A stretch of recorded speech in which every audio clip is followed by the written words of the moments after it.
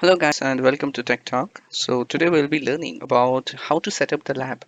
So here we will be first set up the computer where the user will log in. Here we will be calling it as client machine or workstation or a desktop. All of them will be used interchangeably, and we will also install the server. In that server, in future course or in future class, we will install Active Directory. In this course, we will just install the server. So this is my computer, and here we will open up VM Player. You can download the operating systems from the link that I will provide in the description. Here, first we will select on create new virtual machine. We will select I will install the operating system later. Then I will click next. It will ask me which type of OS. I will select Microsoft Windows, and my ISO file is of Windows 10 64-bit. We'll select that.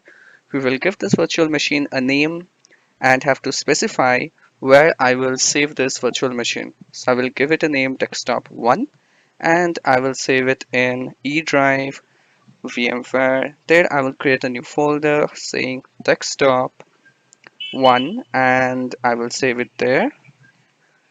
Click on OK, and that's it. So click on next. It will have a default minimum space that is required.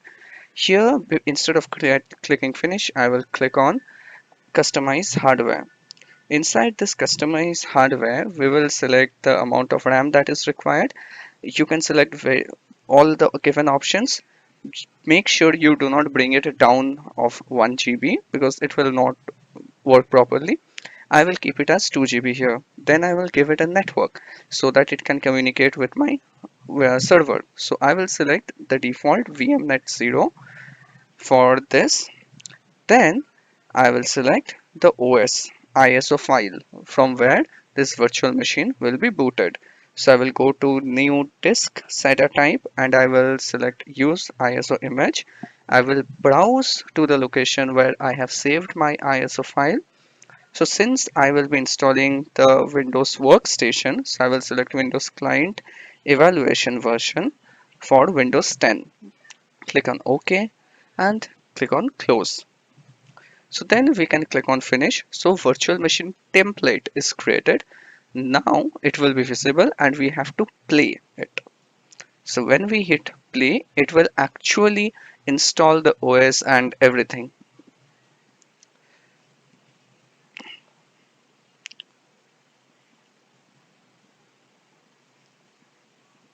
So I will keep it default selection. I will hit next, install now.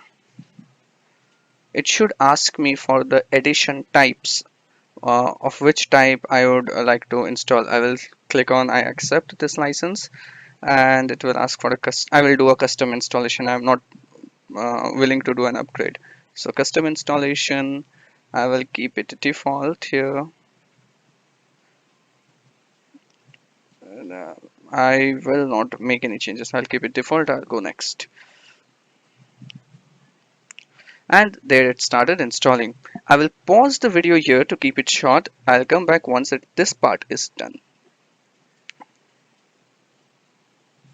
So the installation completed. Now it is asking for selecting region and all. So I selected basics, selected one, that US, and I'll now proceeding with it. It will ask for keyboard layout. Again, generally we use a US type, so I will select US, and that is the only one I would like to have. Click on skip, next. And here it will ask for a Microsoft Outlook account. Now I do not want to link this server or link this computer to any of my accounts. So I will give a false account. It will detect it and allow me to create a local user. So I'm giving a dummy account, and see, now it has recognized that this Outlook account never exists. So it is now asking me that I can create a local user account. So I will select that. I will give it a name. Remember, I cannot use the name administrator. I will have to give it any other name. I will set up a password and confirm the password and hit next. So it will ask for some security questions. I will select the answers and we will land up in this screen. So that's done. I do not want to have it configured anymore thing. I will click no. It will ask for the type of data that Microsoft would like to collect from this device. I will not allow anything to collect. I will just unselect everything and click accept.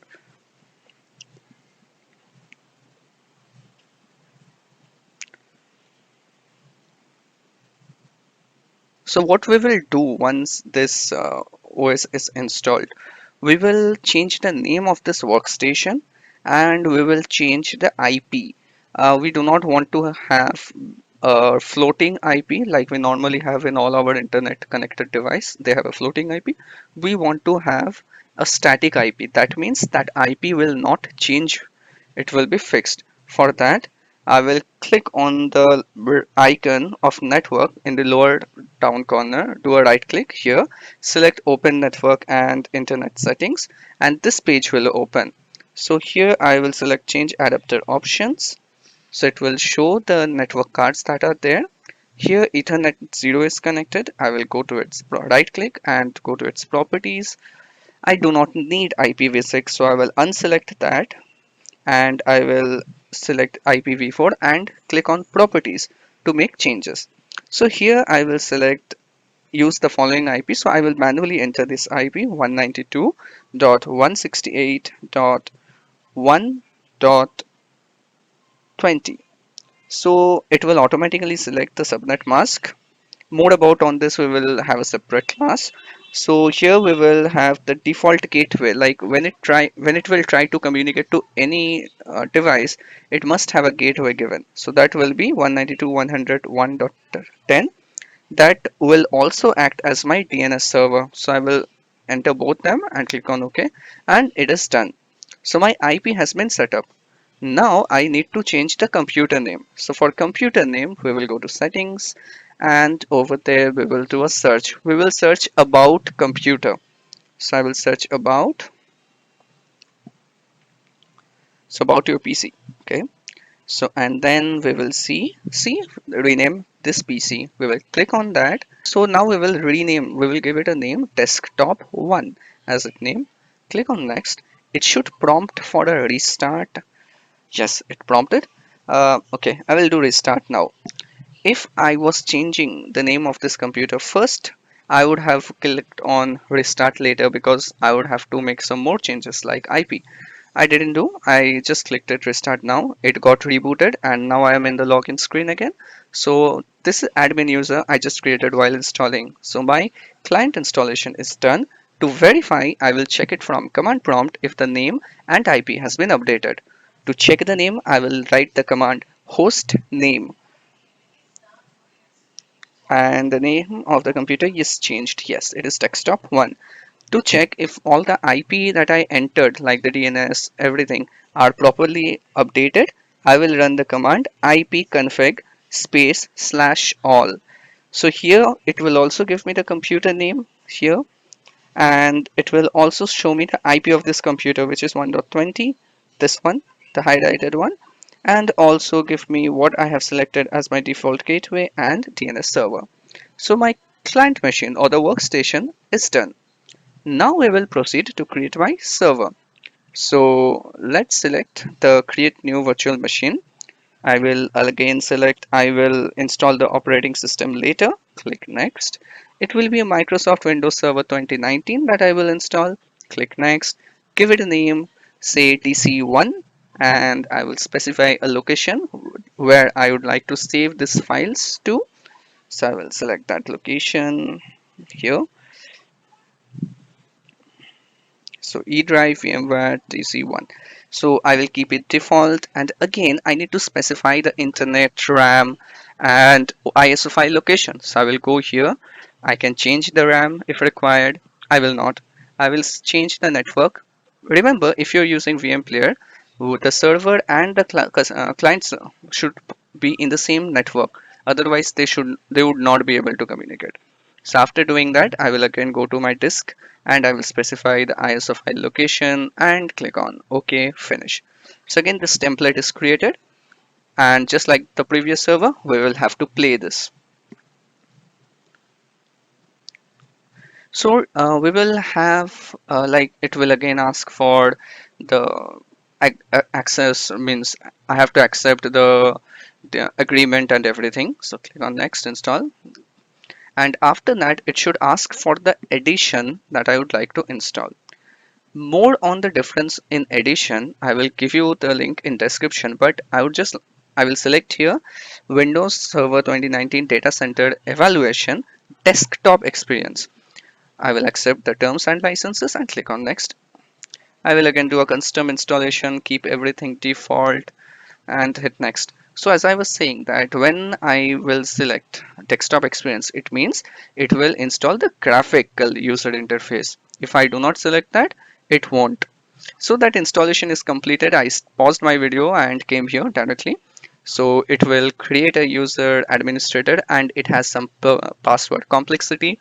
Again, on password complexity, you can find it in description. I will give it a password that means go in accordance with that complexity requirement and click on finish. So it should be done any moment. Yeah. So I will log in with the administrator account that I just created while installing. So I will enter the password, and here also I will have performed the similar thing as I performed in the client computer. So that is change the computer name and change its IP. So we're logging in.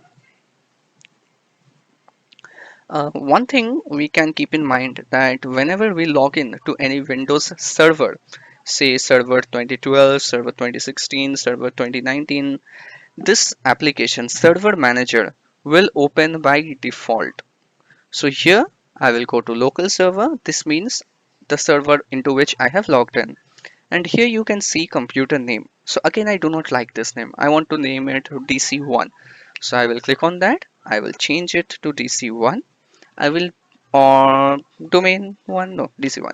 So I will keep it DC1. Click on OK, and it will prompt for a reboot as I mentioned in client server. But here I also need to change IP. So I will not select restart now. I should get that option any moment. Yes, I will select restart later. So now I will go to this Ethernet 0 to change the IP configurations. So I will click on that. It's taking a bit time. Yeah.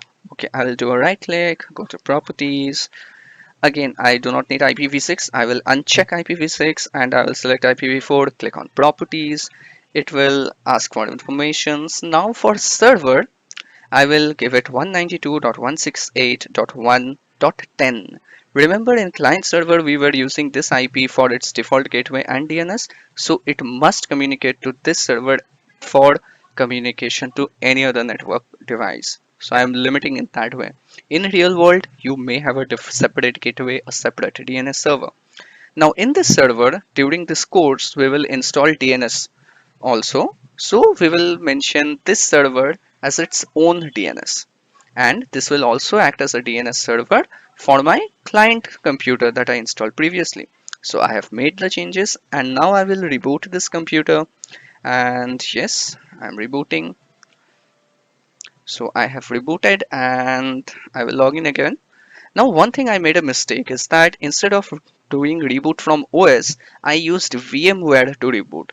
Now, what happened? Windows OS will sense that it rebooted abnormally. So it will ask for like whether it was planned. See, it asked me, and I will just write for changing name and all. It's not required. You can just write anything, but it's a good practice to write because if there requires to be an auditing done, you can find those details. So I'll again open the server manager and go to local server and see computer name got changed to DC1 and the IP settings got changed to 192.168.1.10. So my server is set up, my client is set up. Next thing that we will do is we will install Active Directory, but in next class. We'll meet you again in the next video. Till then, happy learning. You may find more resources in description section. Do watch out for our next video to install Active Directory. Happy learning. Bye bye.